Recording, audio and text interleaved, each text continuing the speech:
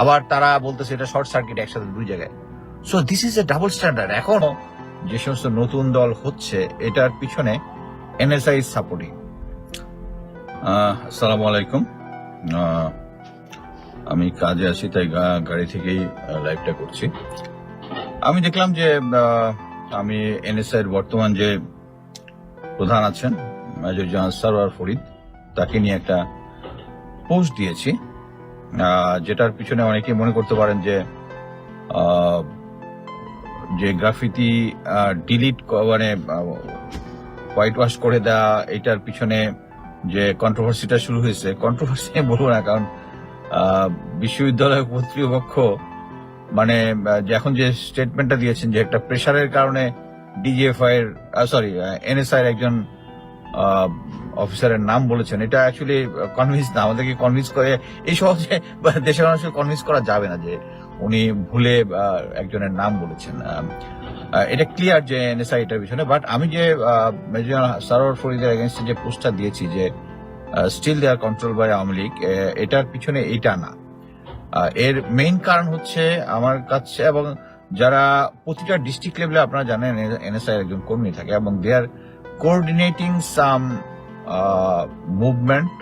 Movement মানে হচ্ছে রাজনৈতিক যে নতুন দল গঠন হচ্ছে, কিছু কিছু যারা কিংস পার্টি, আমি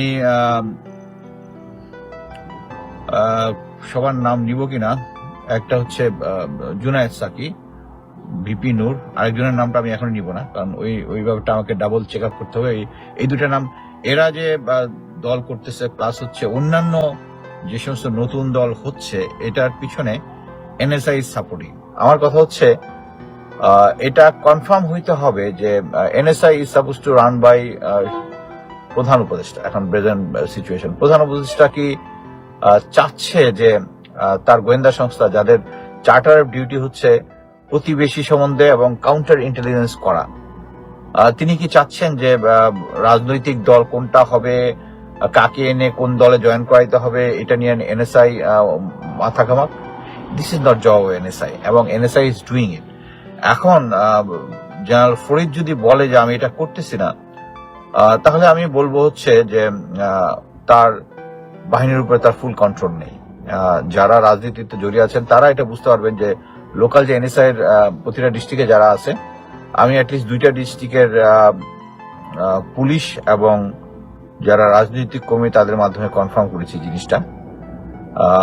আমার কথা হচ্ছে এনএসআই এর রাজনৈতিক, আমার কথা হচ্ছে একটা গণতান্ত্রিক দেশে রাজনৈতিক দলগুলা তারা তাদের কাজ করবে, তারা সংগঠিত হবে, তারা সংস্কার করবে, তারা ভোটে দাঁড়াবে, আমরা আমাদের পাওয়ারটা দেখাবো জনগণ হিসেবে, আমরা তখন দিব।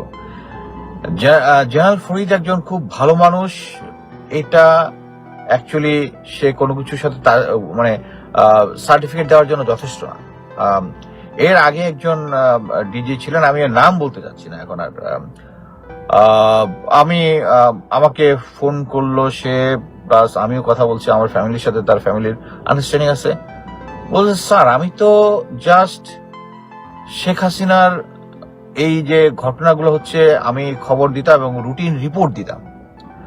আমি বললাম ভাই, যখন তুমি দেখতেছো রাস্তা হেলিকপ্টার থেকে গুলি করে সিভিলিয়ানদেরকে মারতেছে, পুলিশ কিভাবে করতেছে, আর্মির ড্রোন গুলা মুভমেন্ট কন্ট্রোল করতেছে, একটা সিচুয়েশন হচ্ছে, এটা তোমার সব জানার কথা। যদি তোমার জানা থাকে, তুমি যদি বলো যে শুধু শেখ হাসিনাকে report is not surprise as a major general, একটা গোয়েন্দা সংস্থার প্রধান হয়ে তোমার কাজ ছিল হচ্ছে, এটা যদি মেজর এবং লেফটেন্যান্ট কর্নেল বলতো আদেশ দিছে, আদেশ অনুযায়ী কাজ করছি, স্টিল আমি অ্যাকসেপ্ট করতাম না, বাট মন্দের ভালো অ্যাকসেপ্ট করবো যে there is a difference between good order and bad order.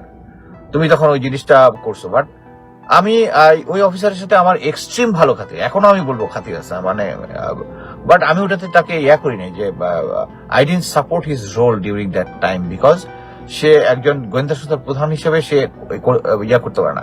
এখন আমার সাথে তার ভালো খাতির, অতএব আমি তাকে সাপোর্ট করে যাবো, আমি ভাই এই টাইপ না। আমার সাথে ভালো খাতির দেখে আমাকে তার রং ডুইংটা বা তার একটা ব্যাকগ্রাউন্ড আমাকে জানতে, আপনি না জেনে প্লিজ জানুন যে তার এনএসআই যে সংগঠনটা আছে, আমরা সবাই জানি যে এখানে ছাত্রলীগের লোকজন জয়েন করছে, ইয়ে করছে। আমি আরেকটা লাইভে বলেছিলাম যে এর আগে যে লেফটেন্যান্ট জেনারেল ফয়েজ স্যার, উনি ডিজিএফআইতে ছিল। ওখানে উনি যখন ছিল, ওনার সাথে কিন্তু আমার ফ্যামিলি লেভেলে ভালো আন্ডারস্ট্যান্ডিং ছিল, বলবো আছে বলবো না, ছিল। কিন্তু উনি যখন ডিজিএফআই থেকে যেদিন করে প্রমোশন পেয়ে আরেক জায়গায় গেলেন, তখন একটা তার ফ্রেন্ডদের মধ্যে একটা জায়গায় একটা স্পিচ দিয়েছে, বলছে যে ডিজিএফআই সব জায়গায় ভারত এমন ভাবে চেপে আছে, আমি ইচ্ছা করলেই পারিনি চেঞ্জ করতে। ইট ইজ টোটালি রং। ইচ্ছা করে উনি কেন পারেননি? কারণ হচ্ছে কি, উনাকে সিনিয়র যেহেতু, উনি জানে যে উনি যদি ওইটা করতেন তাহলে আর লেফটেন্যান্ট জেনারেলটা হতেন না।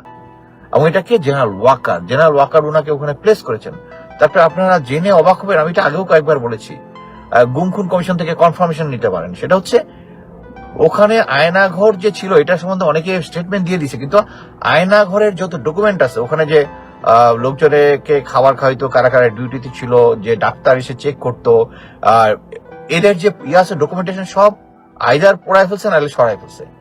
এবং উনি হয়তো এটা বুঝেও নাই যে গুম খুনের ডকুমেন্ট যদি টেম্পারিং করে, এটা শাস্তিযোগ্য দেশের আইন অনুযায়ী। এত সিনিয়রের কথা শুনেই আমি বলতে চাচ্ছি, Faiz sir is also good man.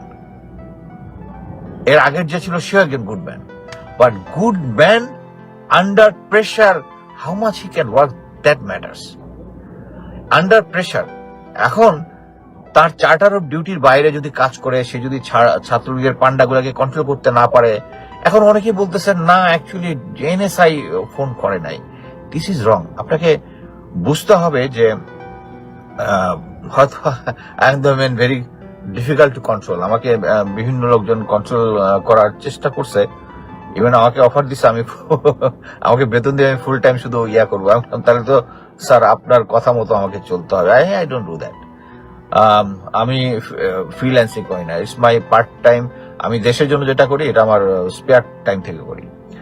So এখানে কেউ যদি বলে যে উনি ভালো মানুষ, হ্যাঁ, for is a good man, I personally know him, but কথা হচ্ছে আন্ডার প্রেশার তারা কি কাজ করতে পারতেছে? আমরা অনেককেই দেখতেছি যে আন্ডার প্রেশার তারা কাজ করতে পারতেছে না। তারা এই সরকারের প্রেশারটা নিতে হচ্ছে, ওয়াকার স্যার নিজেই পারতেছে না। ওয়াকার স্যার, আমি ওয়াকার স্যার সম্বন্ধে মনে হয় প্রথমে উনি হওয়ার আগে আমি বলেছি যে করো স্যারের শোতে, ইজ এ গুড ম্যান, এই ব্লা ব্লা, বাট উনি তো প্রেশারটা রাখতে পারতেছেন না। হ্যাঁ, প্রেশারটা তো উনি রাখতে পারতেছেন না। উনি এখন পর্যন্ত কাউকে, আমরা জানি, কারোর বিরুদ্ধে ব্যবস্থা নিচ্ছেন না।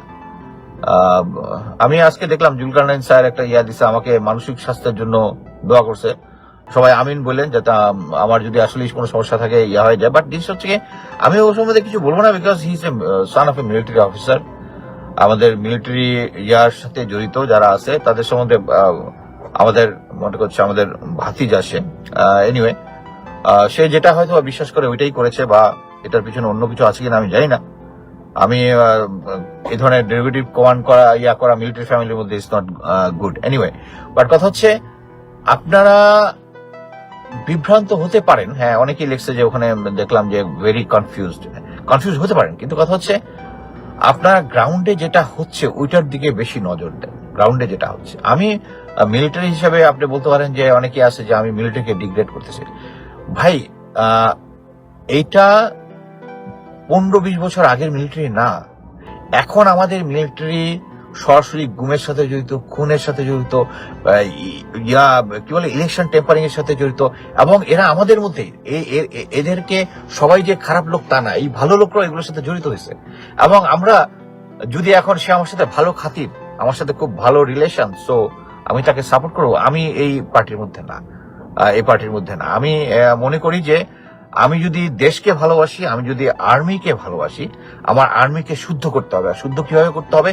ফিউচারে যেন কেউ চোখ বন্ধ, মানে কেউ যেন সাহস করে, যদি নেক্সট যদি বিএনপি বা জামাত বা যে কেউ আসুক, বা পার্টির যে কেউ আসে, তারা যদি কারো কণ্ঠ রোধ করার জন্য যদি বলে তাকে তুলে নিয়ে আসো, ওই আর্মির যারা অফিসার যারা আছে, যারা র্যাবে বা ডিজিএফআই বা এনএসএস চাকরি, তারা যেন বলতে পারে যে আমি অন্যায় কাজটা আমি করবো না। কিভাবে এটা এনশিওর করার জন্য আমাকে প্রত্যেকের পানিশমেন্ট এনশিওর করতে হবে, তাদেরকে পানিশমেন্ট এনশিওর করতে হবে, আর কোনো কিছু না।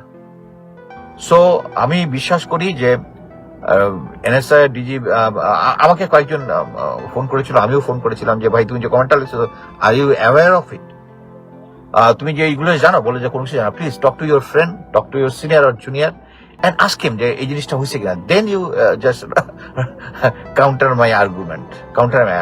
কারণ সুন্দর চেহারা, সে ভালো মানুষ, এর মানে এই না যে আমরা কি দেখতেছি না যে দেশের মধ্যে যতগুলো ক্রাইসিস হচ্ছে, এই গোয়েন্দা সংস্থা হচ্ছে এনএসআই কি একটা তথ্য দিতে পারছে আগে যে এখানে সামনে এই গন্ডগোলটা হবে, সেই গন্ডগোল সরকারকে দিলে তো আমরা জানতাম অ্যাটলিস্ট। কারণ এখন পর্যন্ত যা হচ্ছে, শেখ হাসিনার আমলে তারা কোন জায়গায় কোন বিল্ডিং এর কততম তালায় বেসমেন্টের ভিতরে ইসলামিক বই নিয়ে কারা কারা কনফারেন্স করতেছে ওইটাও সবাই জানে। বাট এখন আগুন লেগে যাচ্ছে দুইটা ভিন্ন ভিন্ন জায়গায়, এখন কি কোনো গোয়েন্দা সংস্থা কি বের করে এখন পর্যন্ত কোনো স্টেটমেন্ট দিচ্ছে যে এটা নাশকতা?